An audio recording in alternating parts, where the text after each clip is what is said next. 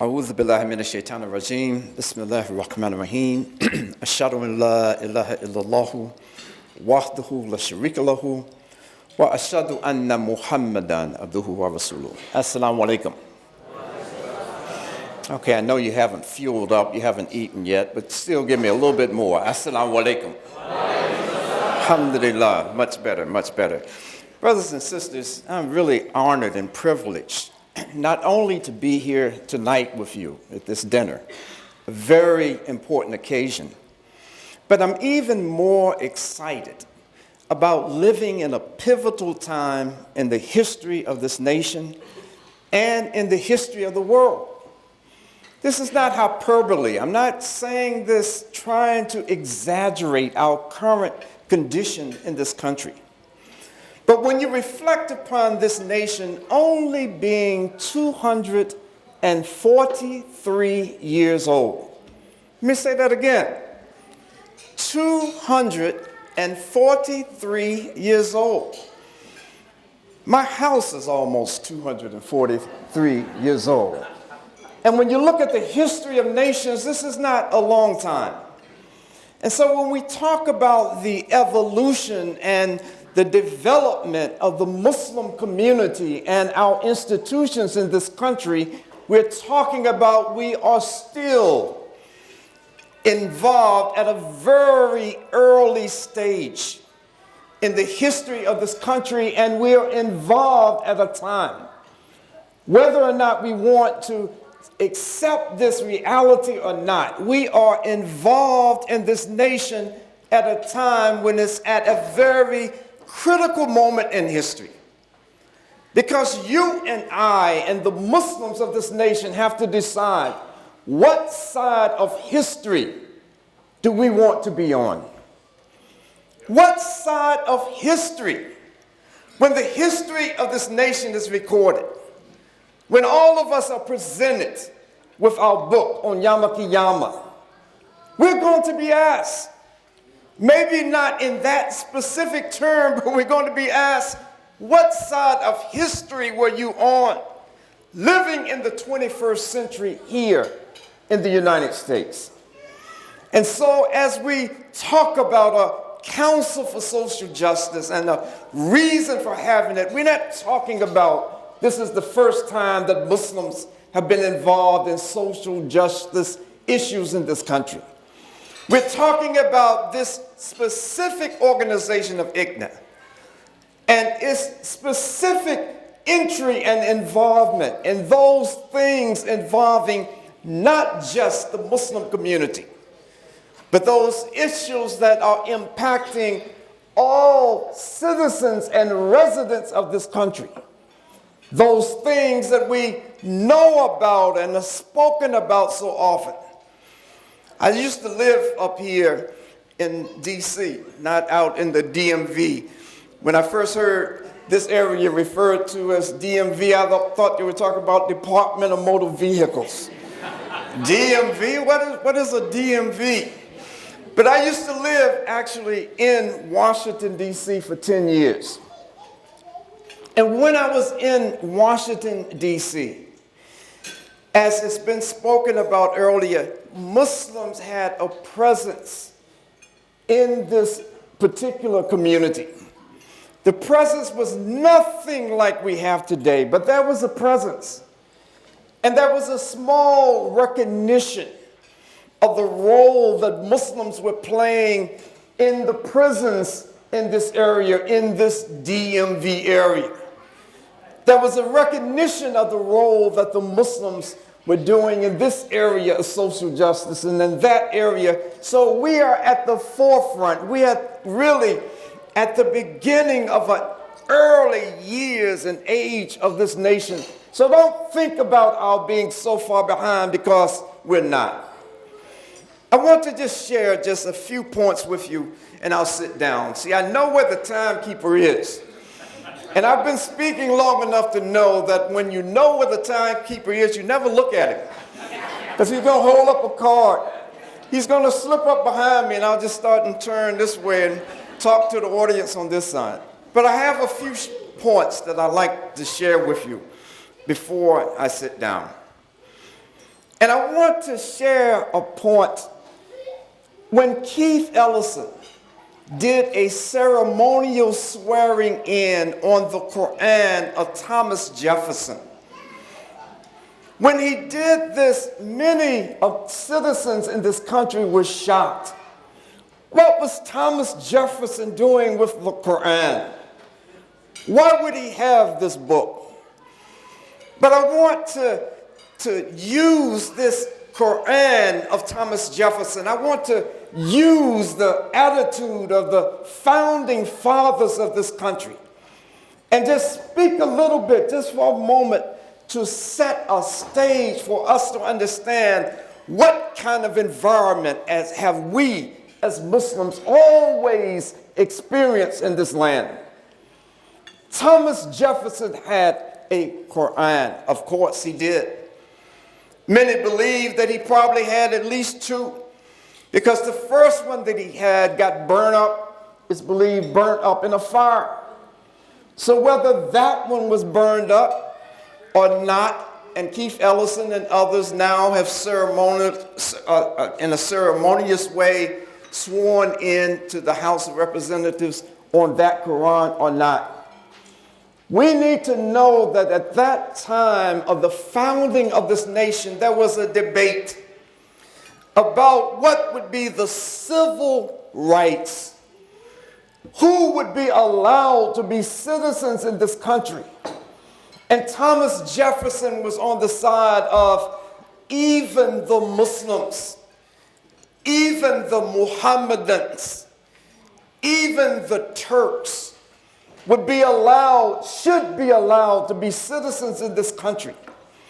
And when Thomas Jefferson wrote and spoke about how Muslims should be allowed not only full citizenship, but should be allowed to have freedom of religion, that what Thomas Jefferson didn't know was that he had never, to his knowledge, ever met a Muslim when he was saying these words. But as my brother Amir pointed out, there were Muslims on Thomas Jefferson's plantation. There were African enslaved people who had been kidnapped and brought to this country. So while all of the good sounding words about freedom and equality for everyone, that even Muslims, if we have Muslims in this country, they should be allowed to practice their religion. They should be allowed to run for office. The reality was that there were Muslims already here by the thousands, but those Muslims were being denied every dimension and aspect, not just of being an American citizen, but being a human being under this hideous chattel slavery. And so the Muslim community in the United States started out in a struggle for social justice. And so people like Balahi Muhammad, alhamdulillah, he was in an area on a plantation where Thomas Spalding allowed his Muslims to gather together to pray Salatul Jummah, for them to go through the Muslim rituals of Salah, of Nikah, and all of these things, and that history, like Brother Amir is telling us these stories. That was a part of the struggle of Muslims to maintain their Islam. They were not converts to this religion like I was a convert a few years ago. And so when we move away from this period of these founding fathers and this imaginary talk, or the talk about imaginary Muslims in the country, we have to recognize, no, Tommy boy, there were already Muslims in this nation. And Tommy, you had them right on your own plantation, you and your boy, George. George had more on his plantation than you got on your plantation. So Muslims have been here. We have been here in struggle. As I move quickly, see that? I told you I shouldn't even look down. Shouldn't even look down, man. I know better than that. But to bring it to a conclusion, that you and I, as it's already been said, when we struggle for the rights, the civil rights, the human rights for everyone in this land, everyone in this country, not just for some human beings, but for all human beings. That when you and I don't be a part of this ongoing struggle, it tells a lie against Islam itself. Because the people that are in sharing this space with us, they will look at us and think, in spite of everything that's happening in this nation, Islam must not have anything to say or any input in this particular situation. And so it gives lie to the religion itself through our silence, through our inaction, when Allah subhanahu wa ta'ala has commanded us to not just stand up for justice, be standard bearers, be in the forefront for justice. And so we don't have an excuse, and if we do, remain silent, particularly when you think about the times that we're living in today. I'm going to share this and I'll be quiet. For so many years, particularly after I became Muslim as a senior at Howard University, that there were young brothers and sisters, much younger than me, who I think they thought I was a little older than I actually am, and they would say, what was it like back during that time? I was about to think that somebody was going to ask me, when Frederick Douglass was alive, what was it like when Frederick Douglass was alive? But I told them, even then, be patient. Because the conditions that you are referencing, the struggles that were demanded of the people of that time, you're going to have an opportunity to have a similar kind of struggle.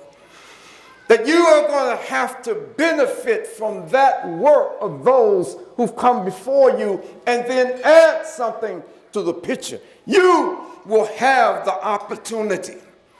You don't have to have been alive during the civil rights struggle in this country to know about it and to recognize how this was a mass movement. It wasn't just about individuals. This was a mass movement that caught fire all across the nation. You will have an opportunity. Here it goes. You will have the opportunity to be able to be a part of a collective action to bring true justice and equality to this land. Now, I generally say 3 times that I'm closing. I'll just say twice now because he's already at the foot of the steps. In closing, I want to emphasize how the struggle, the efforts of social justice for Muslims in this country is something that all of us should be involved in one way or another. We would love for you to be involved in our Muslim prisoner support project and go to the jails and provide services and lectures and all of that. But if the jail ain't your thing, because I know some brothers in North Carolina that I've taken them with me to visit certain prisons, and the first time they hear those metal doors slam behind them, they almost wet their pants. It's like, what in the world? You mean you're going to go sit up in there with all of this metal between you and the outside and you being there with these people? That may not be your thing, but you can contribute financially to help us buy prayer rugs and get Qur'ans and provide for other needs. Whether your thing is getting out there on the front line, advocating for the rights of those whose rights are being denied or not, there is something that you can do. And if that something is no more than making dua, never underestimate the power of dua. It's the greatest weapon that Allah subhanahu wa ta'ala has given us. If we want change, then turn to the one who has said about himself, I have made dhulm, I have made oppression unlawful for myself. So don't you oppress, don't you be a part of the oppressors. And let us not be part of that by remaining silent. Assalamu alaikum.